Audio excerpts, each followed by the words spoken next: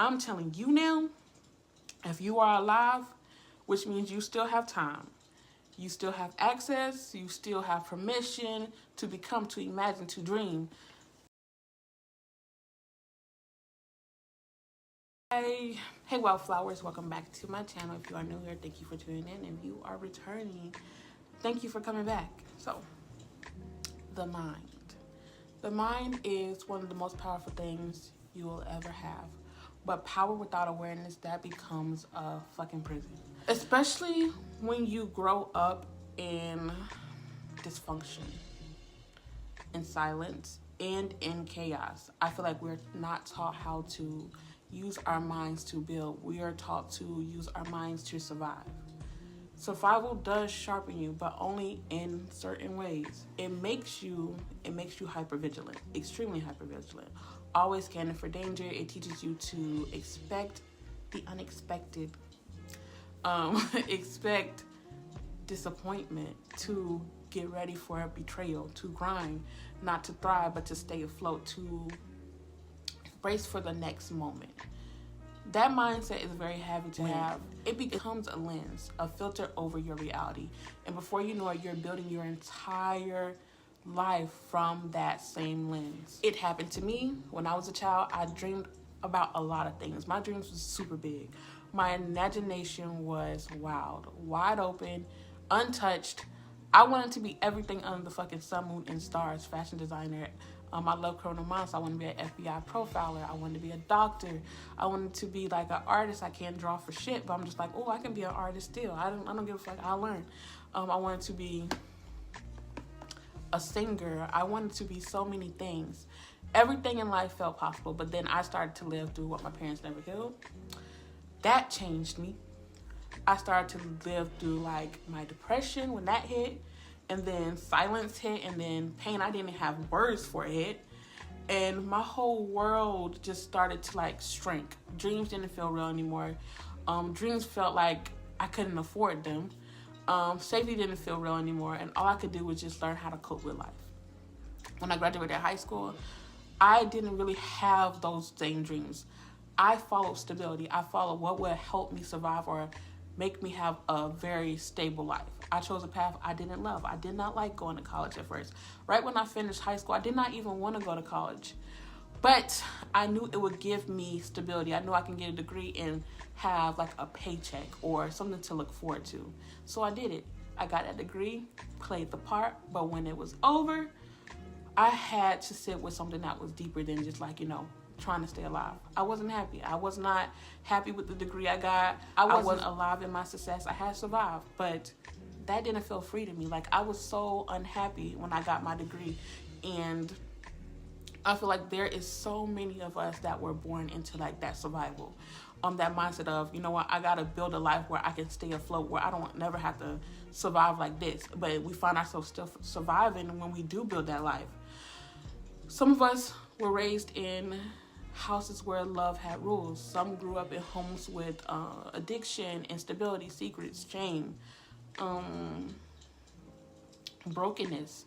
Others had to raise themselves. Others learned early on that emotions weren't safe, that their needs was too much, that needing something made you weak. No matter what it looked like on the outside, the inside taught the same thing. Adapt to life or get left behind. We built our identities in that space. We learned to shrink. We learned to pause. We learned to be numb. We learned how to keep going without ever asking if we're okay, or taking the time to just hold space for yourself, stop and breathe. And over time, that became the blueprint to life. That became our blueprint to how we navigated the world. That becomes the way we learn how to survive and expect the unexpected. I keep saying expect the unexpected, but it keeps making me think of like Princess and the Frog. That's my favorite movie. I don't know why. I'm gonna watch that later though.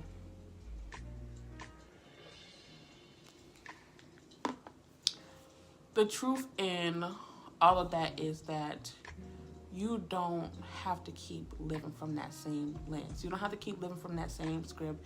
You don't have to keep living from your survival. Those specific circumstances may have helped shape you, but they don't get to define who you are anymore. Even if survival is second nature to life, even if chaos feels familiar, you get to choose. You get to choose different. You get to choose a different rhythm. You get to pause. You get to exhale. You get to want more. You get to dream big. The mind is one of the most powerful things in life in general, but it listens to what you feed it. If you only give your mind evidence of those limits, it will only build a life within those walls. That's why awareness matters. I always say it. Ignorance is bliss, but awareness is liberating. That is why healing matters, because you cannot grow from what you refuse to see.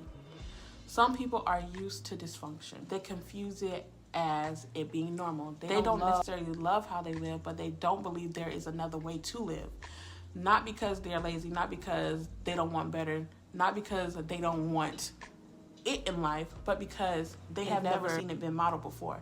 No one has ever told them you're allowed to dream big. You're allowed to go after everything you want. You could be more than what your specific circumstances. But I'm telling you now, if you are alive, which means you still have time, you still have access, you still have permission to become, to imagine, to dream, to shift your reality. And dreaming is not a delusion. Desire is not weakness.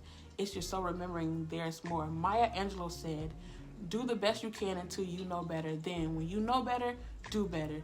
And that shift, that knowing better, it starts in your mind. It starts in how you think and how you see yourself, how you view the world, and what limitations you place on it. Once you realize that your thoughts have been wired by trauma, pain, lack, or smallness, you get to ask yourself, am I going to keep repeating the same story, or am I ready to create a new one? That's when the real work starts. That is a spiritual shift. You are not your past. You are not your pain. You are not your parents. You are not what happened to you. You are who you choose to become now. So if you are watching this video and you've been surviving so long that dreams feel like they are dangerous, I get it. I've lived it. I'm still learning how to jump out of that role, because like when you have been into something for so long, like I've been surviving for a majority of my life, it's like just now, like in February, I'm learning that I'm in survivor mode. It takes time to come out of it, but I'm holding space for myself. And maybe it's time to feel dangerous in a new way. Dangerous to the system that said you couldn't. Dangerous to the voices that said stay small, don't be too much, don't talk too loud, don't show who you really are, don't show who you truly want to be. Dangerous to the mind that said be realistic. Realism didn't save us. Survival didn't free us. But dreaming and having an imagination, that's where the shift starts. That's where your soul speaks. That's where we begin to feel alive. We begin to live again. You don't have to keep building your life around that pain. You don't have to keep shrinking into the shape of your past. You are more than what happened to you in life. You are more than your parents' traumas, their pains. You're more than what you thought you couldn't be. You are here. And that means it's not too late. I don't care what age you are. You could be 50. If you are still alive, you're still breathing, you have the capability to move around and do the things that you need to do, you have time to change your mindset. You have time to go after dreams. You have time to do anything in life. It doesn't matter what age you are. I've seen people that are 80 going back to college and getting that degree, something that they always wanted to do. I'm seeing people who are 50 years old, 60 years old that have been in terrible ass relationships that have hindered them in life, but they just learned something and they're letting go and they're actually experiencing life for the first time at 50, 60, 70. So regardless of what age you are, if you are still alive, you still breathing, you still have the capability to change, grow, and evolve as a person. I don't give a fuck what it is. I think Albert Einstein said this. You can't change a problem with the same level of consciousness that created it.